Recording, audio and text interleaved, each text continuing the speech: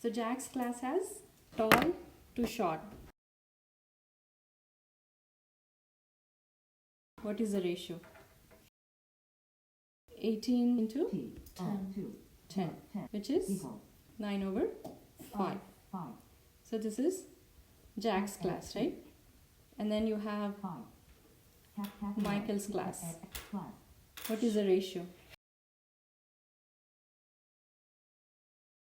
So Michael's class has 54 tall and 30 students short. So what is tall to short ratio there? -6. So 54 over 30, right? How do you simplify 54 over 30? 54 and 30 are both divisible by which number? 6. So 9 over 5. Okay. So are they both equal? Yes. So both of them are equal. The key is to simplify the information that is given to you in the question. That way you can easily construct a ratio out of it.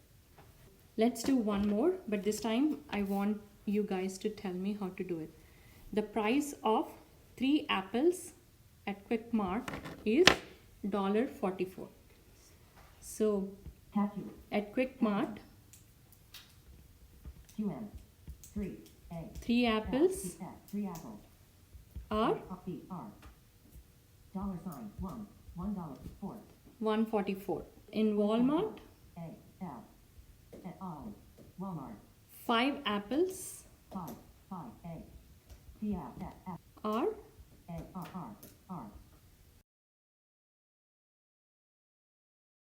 $2.50, right? That's the information given.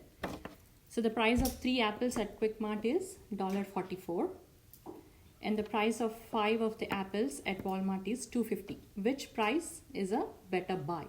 So that means each apple at Quick Mart is $144 over 3, which is Choose 46 cents. 46 cents. How about this one?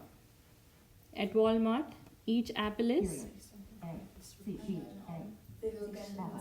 so $2.50 over 5. So which is 50 cents. So which is a better deal? The 3 apples, because Quick Mart, right?